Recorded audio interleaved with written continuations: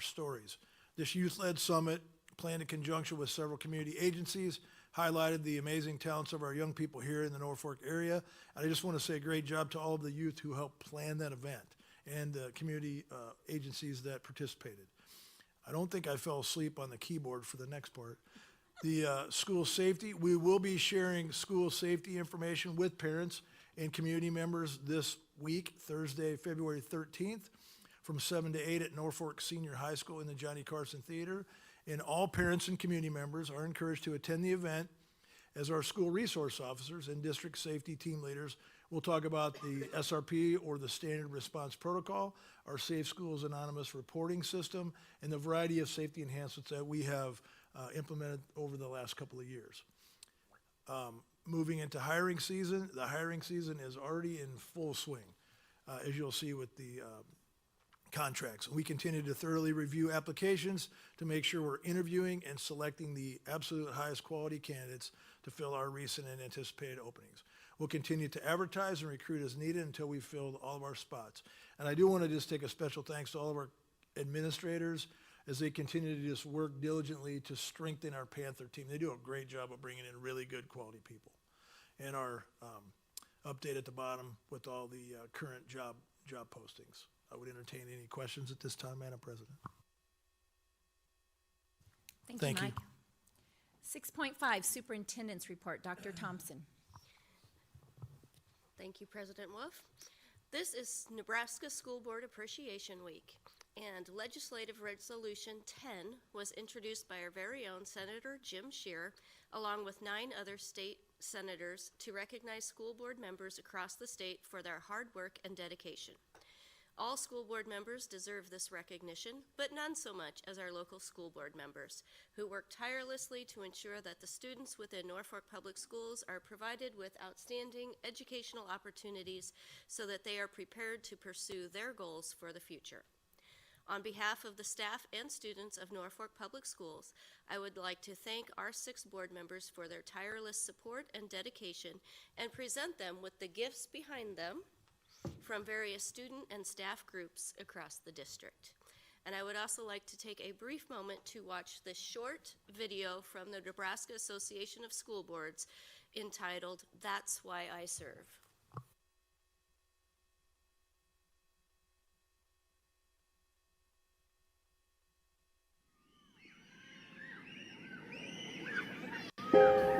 As Nebraskans, hard work and doing what's right is just what we do. We are fatally humble. We do the job and do it well.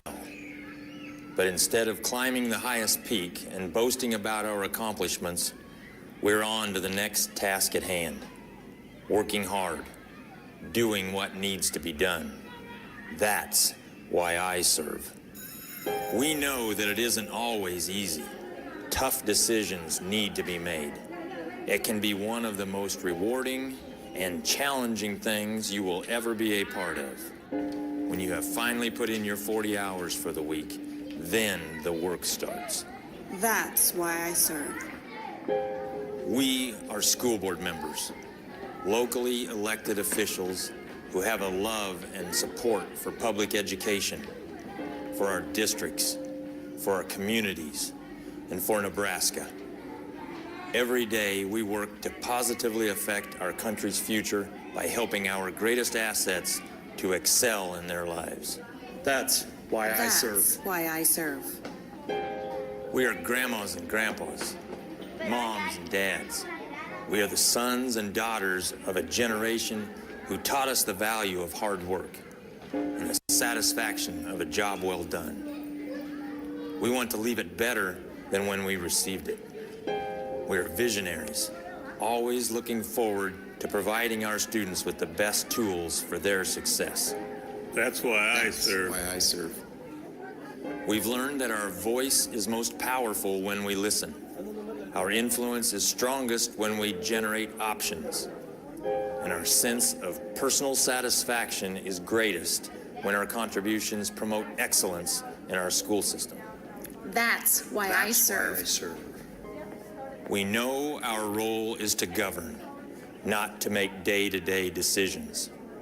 Our responsibility is to be informed, to ask questions, to be open-minded, and to use data to make decisions which are best for the district. We are there to do what's in the best interest of the students. That's why I serve. That's why I serve. In the end, we see the time spent as a school board member as negligible compared to the lifetime of success we help our children achieve. Someday the meetings will end, our time will be through, and someone else will sit in that chair. But no matter what, we will leave knowing that the hard work and doing what's right had an impact. That's why we serve. That's why we serve.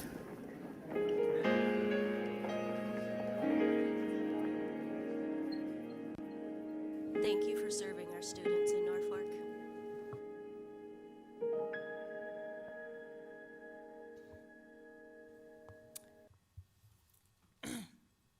Thank you, Dr. Thompson. It's like, that's why we serve. It's for our kids and for all these great things.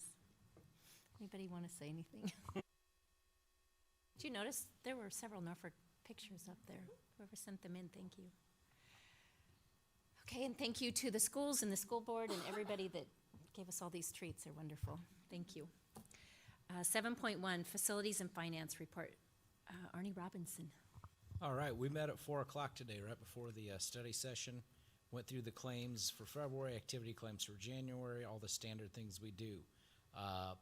Couple highlights, discussed the recommendation for CMBA for architectural services for the potential bond projects. We went in depth with Cody from D.A. Davidson about QC Puff bonds, really good review, and actually a really nice, Cody was able to share with us that we're in a great place as a district, looking at the funding, and should end up with a really good bond rating here the next week or so.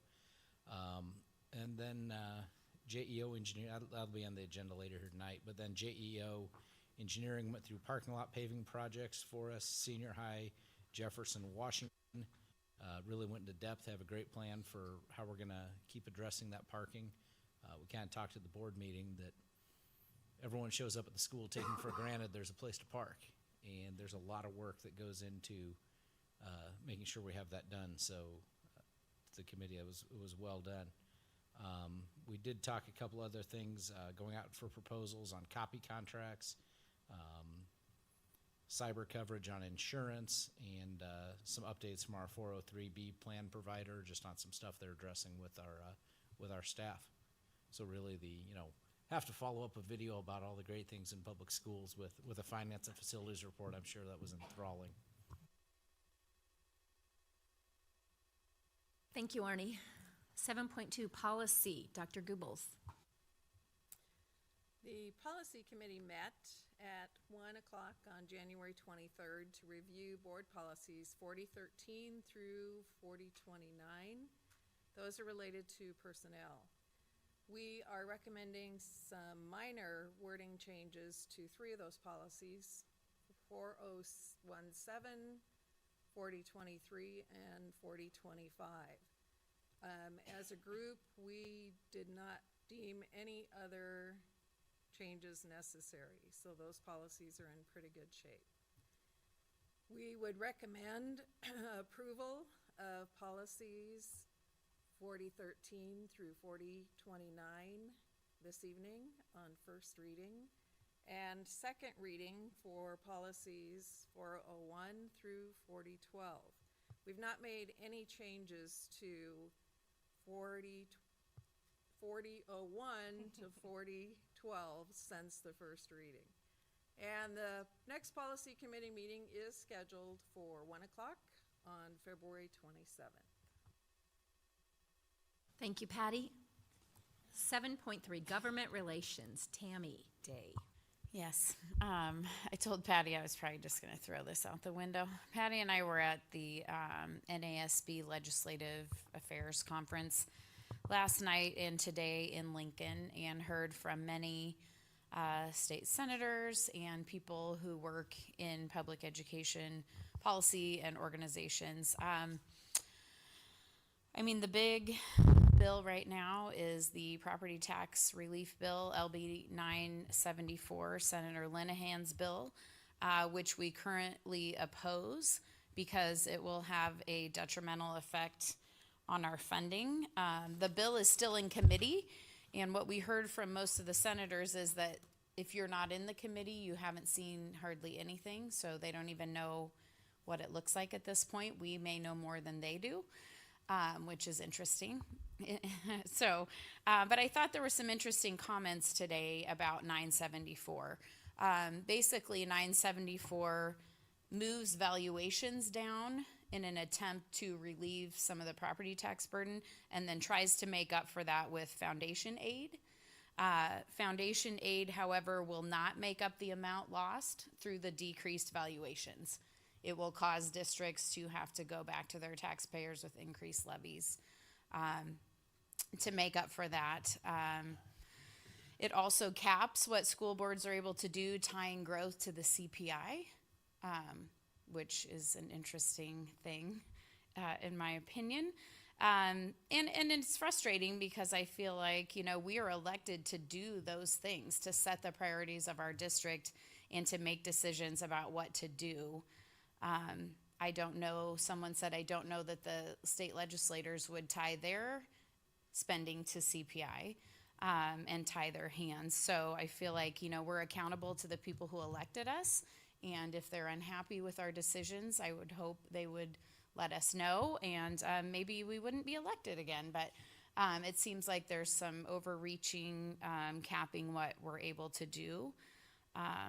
So that's frustrating. It feels like there's a little bit of mistrust that schools' spending is out of control and they have to over-regulate what we're doing in an attempt to save us from ourselves or something. But as most people there would attest, they have 0 people attend their budget hearings. Most people are very happy with how things are going. And I think just as we are a fiscally conservative district, I think that's very true across the state with locally elected board members. So it will be interesting to see when it comes back, or actually comes out, to see what it does look like and the potential amendments that might follow related to that. So that's really the biggest thing on the radar right now. There is LB 1073, which is another option, a little less damaging to equalized schools. However, it doesn't include foundation aid for non-equalized schools. So at this point, the GNSA schools are remaining neutral on that. It's another possibility. Just some other things that are coming. LB 920 would change the way lottery funds are distributed. It includes funding for the behavioral training component of LB 47, which is the discipline bill. So that's interesting. Senator Groney was able to find some funding for training related to that. But it says it would eliminate lottery funding for the ACT. So again, you know, we're not sure what will happen with those, but those are on the radar. And then LB 1202 was one that came up today. It's a tax credit, sort of voucher related type of bill. Senator Linehan had one last year that was very similar. This is her bill for that this year. Would give donors a dollar-for-dollar tax credit on any donations they make to private scholarship funds at private schools with a $10 million per year cap. That $10 million would come out of the general fund or actually never get to the general fund. So ultimately that would affect the amount of money available for public schools and other services that receive state funding. You'll hear the argument that actually might save the state money for public education.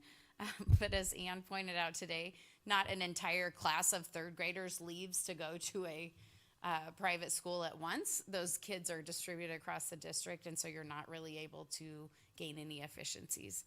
So public school costs would stay the same. We would just have left revenue to draw from to fund our obligations. So I'm sure there are many more things, but I feel like those are the most distressing things right now. So please just pay attention, and this is really important. there's been a feeling that something has to happen this year. And it almost felt like there were two bad choices, either this or a ballot initiative. And I would hope that that's not true, that we could find a compromise that would be good for public schools and good for property tax payers. So I'm hopeful that cooler heads will prevail and something will rise to the top. But we need to let people know that this will negatively impact our district, not positively impact us. So any questions that Patty can answer? No. Thank you, Tammy. 7.4 Curriculum Committee Report, Dr. Goebbels. Tammy, would you like to give this one? Just kidding. The Curriculum and American Civics Committees met jointly on February 4th because some of our discussion related to social studies. So it made sense just to have both of those committees meet together. And they're the same members, so it wasn't really a problem. The first thing that we talked about is the science program pilot that has been occurring for about 2 years now. I believe that pilot started with 3 possible programs. One was eliminated fairly early on. And these were for 3rd through 8th, well, actually, it's K2. Well, it was, yeah, we And then piloted 3. this most recent one that we're discussing, K-8. But K-8. we're only choosing to follow 3. through. Yeah. And that was, as Beth said earlier, because the K2 teachers felt like the Pearson Elevate, which is the one that rose to the top. Oh, sorry, that was bad. Elevate rose to the top. But that's the program that rose to the top for 3rd through 8th. But those K2 teachers just felt like there wasn't enough content. They said they got through the material very quickly and then had to fill in with their own resources. And that program was not nearly interactive enough for K2 children. And obviously the new science standards are inquiry-based, so that means they need to be hands-on all the way through. But certainly when you're talking developmentally about kindergarten through 2nd graders, they need hands-on application. So they are piloting a different program, so we'll have more to report on that later on. Sherry Thielen did report about the process that was used during the pilot. There were surveys to the teachers to really see how the teachers felt as they were in the process of piloting those materials.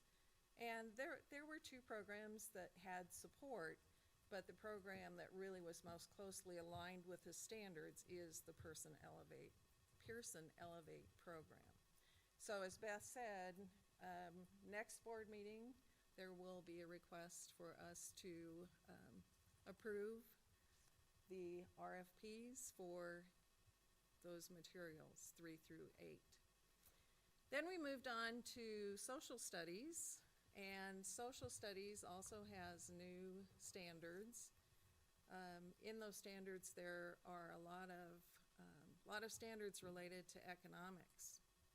So we had some discussion about how with that many more standards that are econ, how those will fit into an existing course. And obviously when you have social science teachers, you know, when I think econ, I'm thinking business, right? And so most social science teachers are not really that comfortable teaching econ concepts, nor should they be, right? Because that's not really their expertise. But working to find ways to make sure, I mean, those are standards that we expect to have students meet, so need to find ways to incorporate those.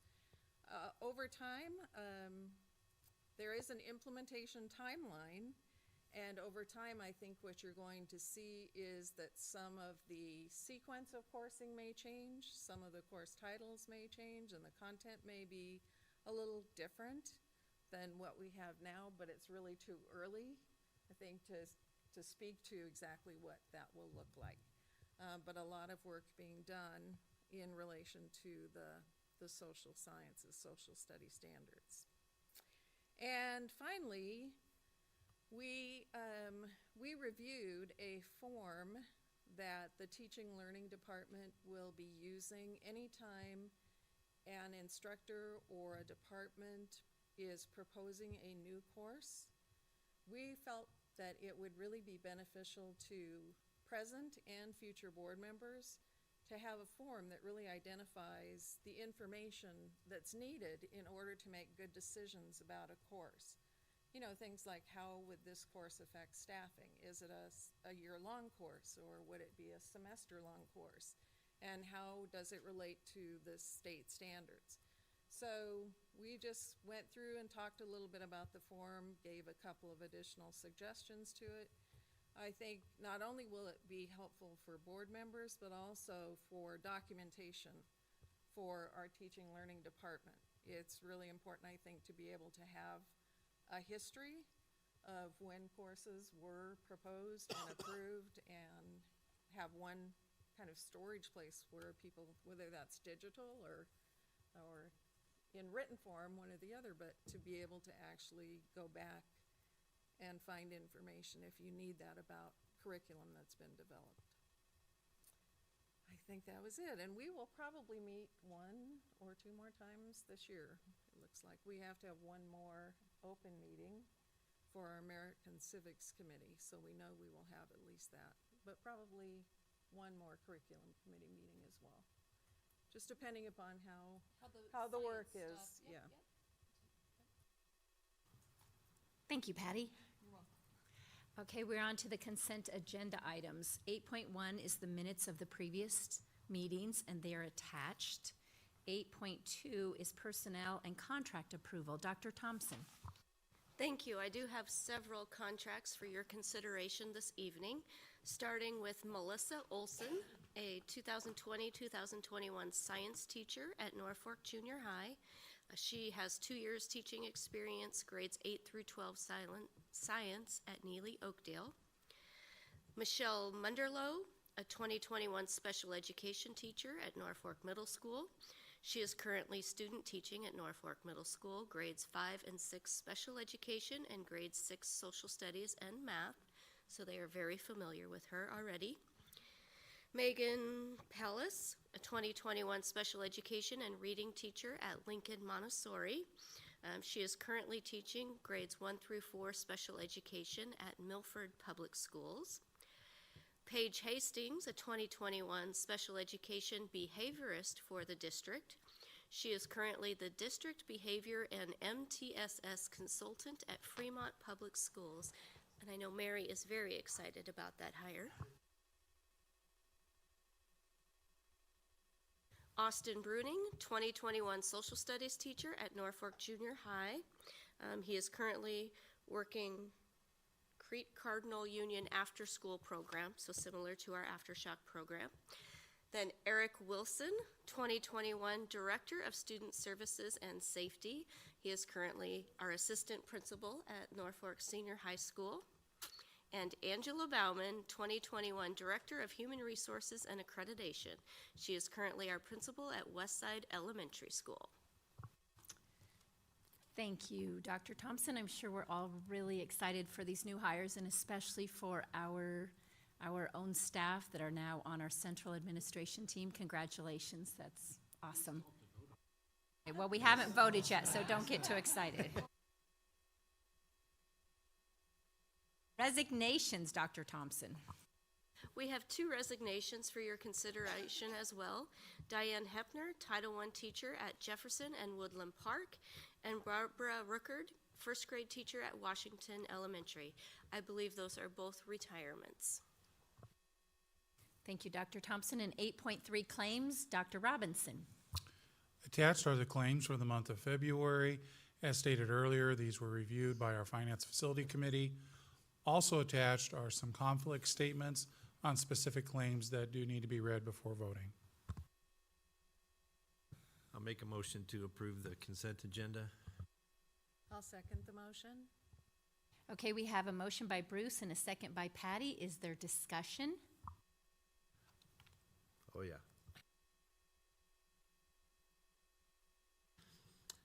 Out of an abundance of caution, I hereby declare a potential conflict of interest, and therefore I am abstaining from voting on claim number 451 for the month of February and the consent agenda for this meeting. I have signed and filed this written disclosure with the Secretary of the Board. It is my intent to vote on all other remaining items listed on the consent agenda. My vote on the remainder of the consent agenda items should not be taken as a vote one way or the other on the item which I have identified or any of the matters set forth therein or related thereto. Also, out of an abundance of caution, I hereby declare a potential conflict of interest, and therefore I am abstaining from voting on Claim 501 for the month of February in the consent agenda for this meeting. I have signed and filed this written disclosure with the Secretary of the Board. It is my intent to vote on all the remaining items listed on the consent agenda. My vote on the remainder of the consent item should not be taken as a vote one way or the other on the item which I have identified or any of the matters set forth therein or related thereto. I also have a conflict statement. Out of an abundance of caution, I hereby declare a potential conflict of interest and am therefore abstaining from voting on Claim 504 for the month of February in the consent agenda for this meeting. I have signed and filed this written disclosure with the Secretary of the Board. It is my intent to vote on all other remaining items listed on the consent agenda. My vote on the remainder of the consent item should not be taken as a vote one way or the other on the item which I have identified or any of the matters set forth therein or related thereto. Please vote.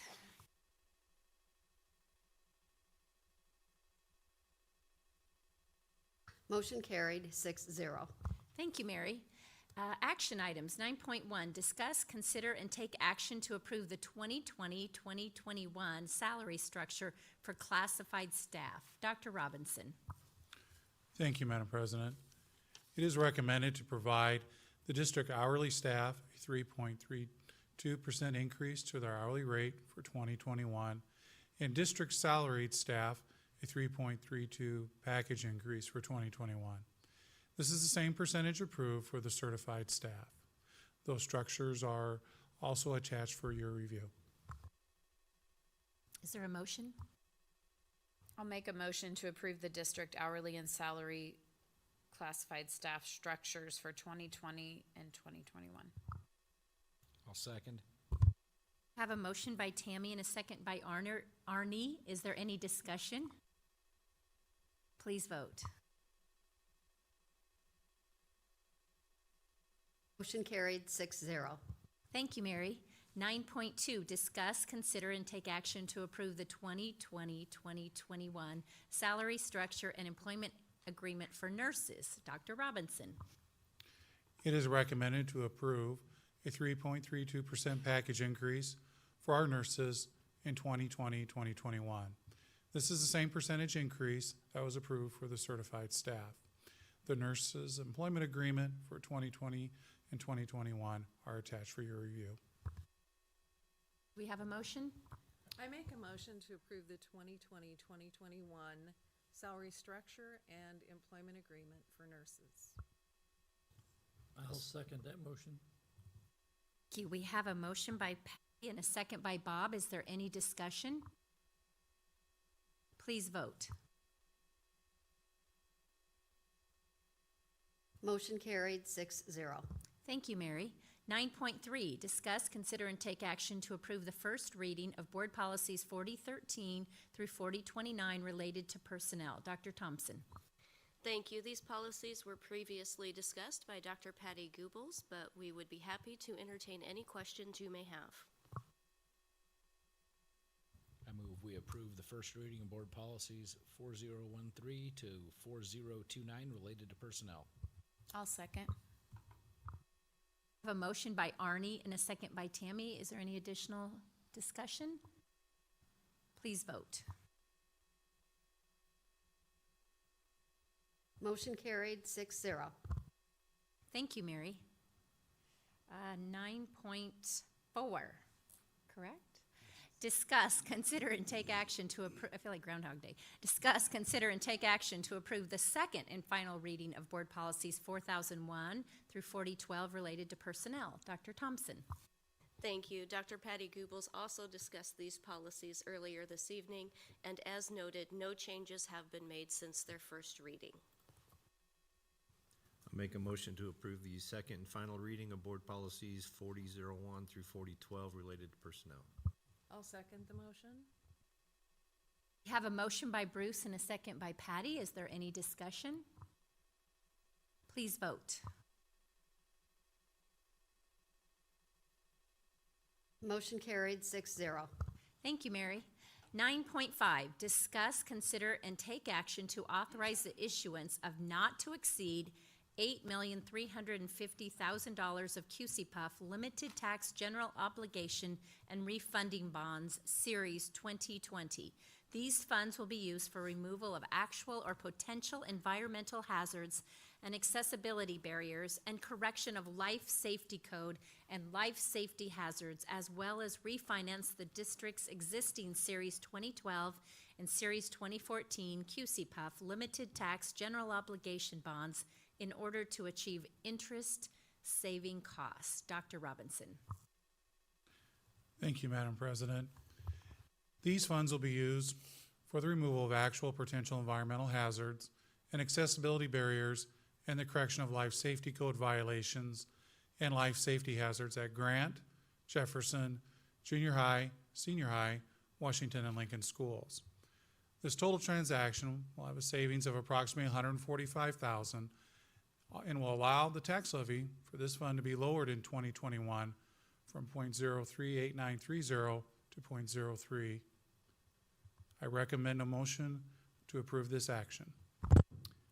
I'll make a motion to approve the attached proceedings and resolution in order to authorize the issuance of not to exceed $8,350,000 of QCPUF limited tax general obligation and refunding bonds, Series 2020. I'll second that.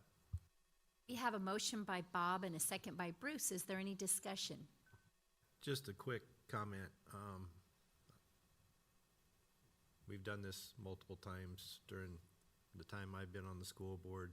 I'd just like to compliment Dr. Robinson again for continually watching all of our bonds, whether it's QCPUF or anything else.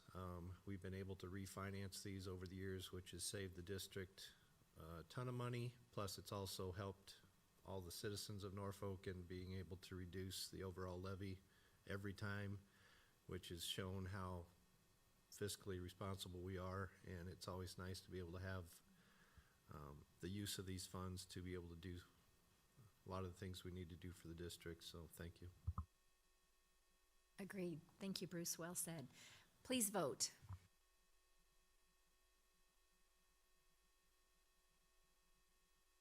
Motion carried 6-0.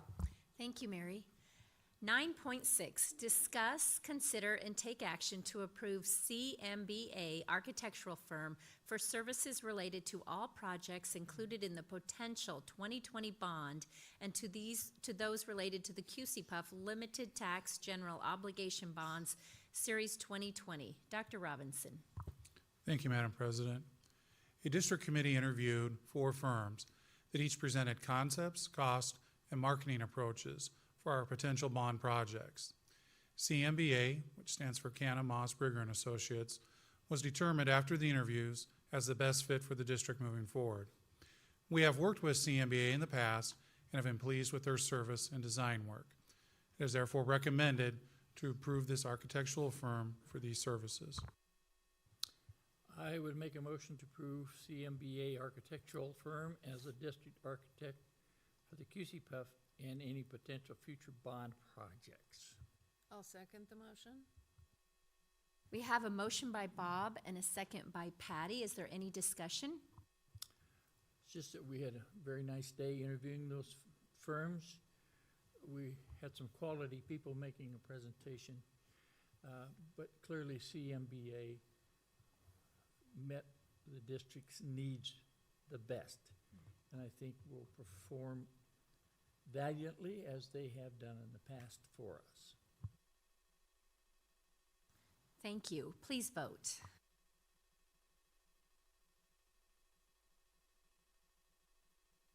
Motion carried 6-0. Thank you, Mary. 9.7, discuss, consider, and take action to approve the bid from Rasmussen for $1,109,796 to complete the HVAC projects at the junior high and Jefferson Elementary School. Dr. Robinson. Thank you.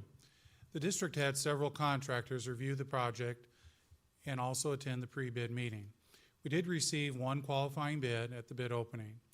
After reviewing all components and pricing submitted, it was determined to recommend moving forward with the bid from Rasmussen.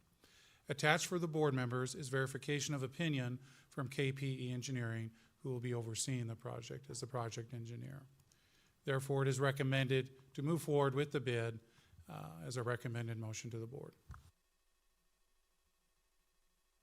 Do we have a motion? I'll make a motion to approve the bid from Rasmussen Mechanical for $1,119,796 to complete the HVAC projects at the junior high and Jefferson Elementary School. I'll second. We have a motion by Bruce and a second by Tammy. Is there any discussion? Bill, you only had one bid, correct? That is correct. And that one bid, how did it come in compared to what we have budgeted for those projects? It did come in within the projected budget and scope of the project, which was a piece of the recommendation to move forward. Some of the other issues affecting why the other people who showed up to the pre-bid did not bid, they reached out to KPE, and they simply do not have the crews and the availability to do the job. And the bid environment is very competitive right now. Thank you. And will that work hopefully take place over the summer? We will start this summer, yes. It probably will not be completed until the following year. Rasmussen is already on site with another job at the high school, so that is what helped probably in their cause. They have a complete crew on site in Norfolk currently, and they will be doing a lot of job sharing on this. Thank you. Please vote.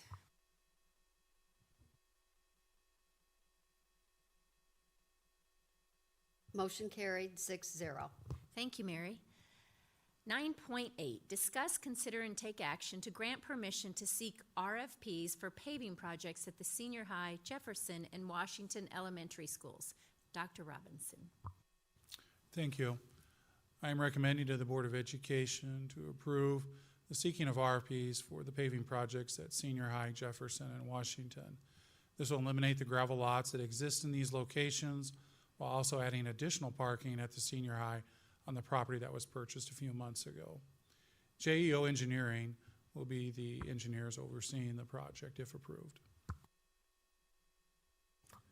I make a motion to grant permission to seek RFPs for paving projects at senior high, Jefferson, and Washington elementary schools. I'll second that. We have a motion by Patty and a second by Bruce. Is there any discussion? Please vote.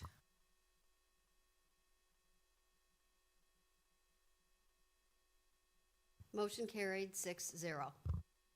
Thank you, Mary. Well, friends, this takes us to the end of our meeting.